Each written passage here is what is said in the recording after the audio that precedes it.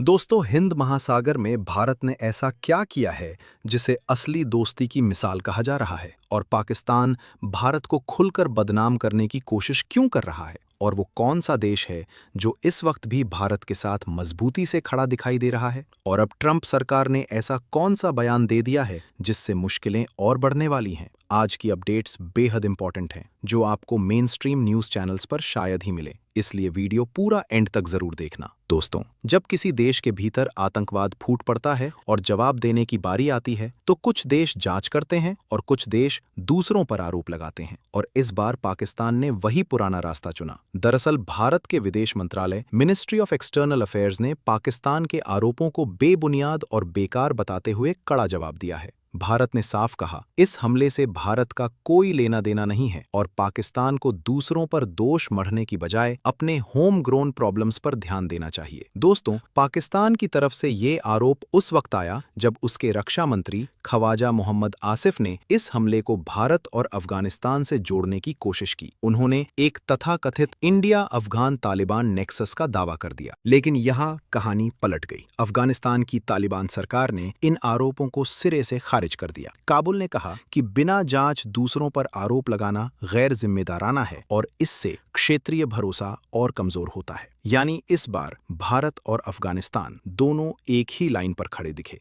आतंकवाद की जड़ बाहर नहीं, अंदर है। अगर जमीनी हकीकत देखें तो इस मस्जिद ब्लास्ट ने पाकिस्तान की अपनी सुरक्षा व्यवस्था की कमजोरियां उजागर कर दी हैं। बताया गया कि आत्मघाती हमलावर सुरक्षा जांच के बावजूद मस्जिद के अंदर तक पहुंच गया और वहीं खुद को उड़ा लिया। इस हमले में दर्जनों लोगों की मौत हुई, कई घायल हुए और अस्पतालों पर भारी दबाव पड़ा। ये हमला सिर्फ एक आतंकी वारदात नहीं, बल्कि पाकिस्तान की इंटेलिजेंस और क्राउड सिक्योरिटी पर एक बड़ा सवाल है। विशेषज्ञों का कहना है कि पाकिस्तान में आतंकवाद, सेक्टेरियन टेंशंस और मिलिटेंट नेटवर्क्स लंबे समय से एक इंटरनल क्राइसिस बने हुए हैं और हर बार जब हमला होता है तो दूसरों पर आरोप लगाकर असल समस्या से ध्यान हटाने की कोशिश होती है। अगर बड़ी तस्वीर देखें, भारत और अफगानिस्तान अब खुलकर कह रहे हैं, आतंकवाद पर ब्लेम गेम नहीं, अकाउंटेबिलिटी चाहिए, आरोप नहीं, सबूत चाहिए। और अगर पाकिस्तान अपनी अंदरूनी सामाजिक और सुरक्षा समस्याओं से नजर चुराता रहा तो क्षेत्रीय भरोसा और टूटेगा। कमेंट में अपनी राय जरूर लिखिए। अब बढ़ते हैं अगली खबर की ओर। दोस्तों, जब दो बड़े देश सिर्फ बातचीत नहीं बल्कि ठोस नतीजों की तरफ बढ़ते हैं तो उसका असर सीधे ग्लोबल इकोनॉमी पर पड़ता है। और आज इंडिया यूएस रिलेशंस को लेकर वॉशिंगटन से ऐसा ही एक मजबूत संदेश आया है। दरअसल भारत में अमेरिका के राजदूत सर्जियो गौर ने इंडिया यूएस ट्रेड पैक्ट को लेकर खुले तौर पर प्रधानमंत्री नरेंद्र मोदी और अमेरिकी राष्ट्रपति डोनाल्ड ट्रंप की तारीफ की है। एक्स पर पोस्ट करते हुए सर्जियो गौर ने इसे न्यू डे बताया और कहा कि दोनों नेताओं की विजन और लीडरशिप के कारण ये समझौता आगे बढ़ पाया है। दोस्तों, व्हाइट हाउस और भारत के कॉमर्स मिनिस्ट्री की ओर से जॉइंट स्टेटमेंट जारी किया गया है। इसमें कहा गया है कि ये interim agreement India US bilateral trade agreement BTA की दिशा में एक बड़ा कदम है। इस फ्रेमवर्क का मुख्य फोकस है मार्केट एक्सेस बढ़ाना, टैरिफ्स कम करना और नॉन टैरिफ बैरियर्स हटाना, ताकि दोनों देशों के बिजनेस और इंडस्ट्रीज को सीधा फायदा मिल सके। अमेरिका की तरफ से एक और अहम प्रतिक्रिया आई है।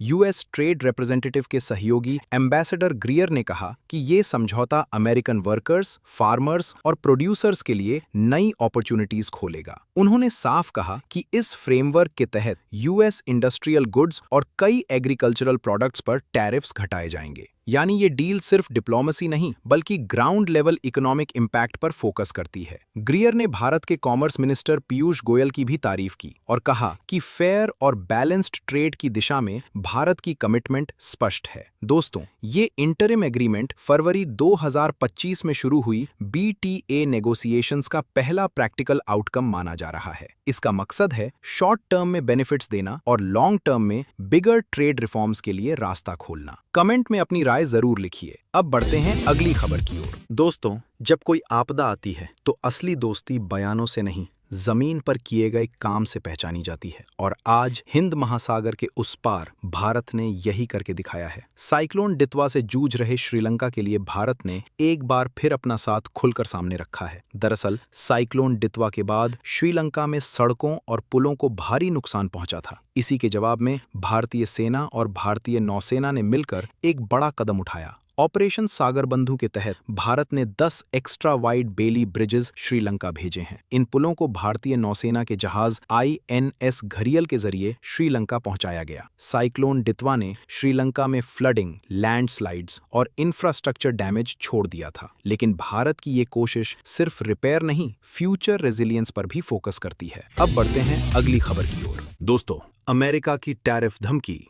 रूसी तेल पर दबाव और महीनों की सख्त बयानबाजी, इन सब के बाद आज तस्वीर पूरी तरह बदल चुकी है, क्योंकि जिस अमेरिका ने भारत पर 25% टैरिफ लगाया था, वही अमेरिका अब पीछे हटता नजर आ रहा है। और ये बदलाव ऐसे ही नहीं आया। दरअसल अमेरिकी राष्ट्रपति डोनाल्ड ट्रंप ने एक एग्जीक्यूटिव ऑर्डर पर हस्ताक्षर करते हुए भारत पर लगाया गया 25% टैरिफ आधिकारिक तौर पर खत्म कर दिया है। यह टैरिफ भारत द्वारा रूसी तेल खरीदने को लेकर लगाया गया था। इस आदेश में यह भी कहा गया है कि भारत ने रूस से डायरेक्ट और इनडायरेक्ट दोनों तरह के तेल आयात रोकने की प्रतिबद्धता जताई है। यही वादा अमेरिका की सबसे बड़ी शर्त थी। टैरिफ हटने का असर तुरंत दिखेगा। ये फैसला शनिवार सुबह 12:01 AM से लागू हो गया है। इससे भारतीय एक्सपोर्टर्स को तुरंत राहत मिलेगी, जो पिछले साल 50% तक के अमेरिकी टैरिफ से जूझ रहे थे। दोस्तों, इस ट्रेड डील के तहत अमेरिका भारतीय सामान पर रेसिप्रोकल टैरिफ को 25% से घटाकर 18% करने पर भी सहमत हुआ है। हालांकि इस कटौती का पूरा रोल आउट अभी चरणों में होगा। व्हाइट हाउस की जॉइंट स्टेटमेंट में एक और बड़ी बात सामने आई। एयरक्राफ्ट और एयरक्राफ्ट पार्ट्स पर टैरिफ पूरी तरह खत्म। इससे एविएशन और डिफेंस सेक्टर में दोनों देशों के बीच बड़ा कारोबार खुल सकता है। इस डील के पीछे प्रधानमंत्री नरेंद्र मोदी और राष्ट्रपति ट्रंप के बीच पर्सनल रैपॉर को भी अहम माना जा रहा है। ट्रंप पहले ही मोदी को अपने ग्रेटेस्ट फ्रेंड्स में गिन चुके हैं। अब बढ़ते हैं अगली खबर की ओर। दोस्तों, कूटनीति सिर्फ समझौतों और बैठकों से नहीं चलती। कभी-कभी एक छोटा सा जेस्चर दो देशों के रिश्तों की गहराई दिखा देता है। और आज मलेशिया से ऐसी ही एक तस्वीर सामने आई है, जो भारत मलेशिया संबंधों को एक नई ऊंचाई पर ले जाती है। दरअसल कुआलालंपुर में भारतीय समुदाय को संबोधित करते हुए प्रधानमंत्री मोदी ने कहा कि प्रधानमंत्री अनवर इब्राहिम खुद एयरपोर्ट पर उन्हें रिसीव करने आए। इतना ही नहीं, उन्होंने अपनी ही कार में प्रधानमंत्री मोदी के साथ बैठकर साथ यात्रा भी की। मोदी ने कहा कि ये जेस्चर भारत के लिए अनवर इब्राहिम के प्यार और सम्मान को दिखाता है। उनके शब्दों में ये स्वागत सिर्फ प्रोटोकॉल नहीं, बल्कि दिल से दिया गया सम्मान था। प्रधानमंत्री मोदी ने अनवर इब्राहिम का धन्यवाद भी किया कि उन्होंने इस कम्युनिटी इवेंट में शिरकत की और इंडिया मलेशिया रिश्तों के भविष्य पर सकारात्मक बातें कहीं। मोदी ने कहा कि इस तरह की गर्मजोशी दोनों देशों की शेयर्ड कल्चर और डाइवर्सिटी की खूबसूरती को दर्शाती है। दोस्तों, ये दौरा 7 से 8 फरवरी तक का है और प्रधानमंत्री मोदी का 2026 का पहला विदेशी दौरा भी है। ये 2015 के बाद मलेशिया की उनकी तीसरी यात्रा है।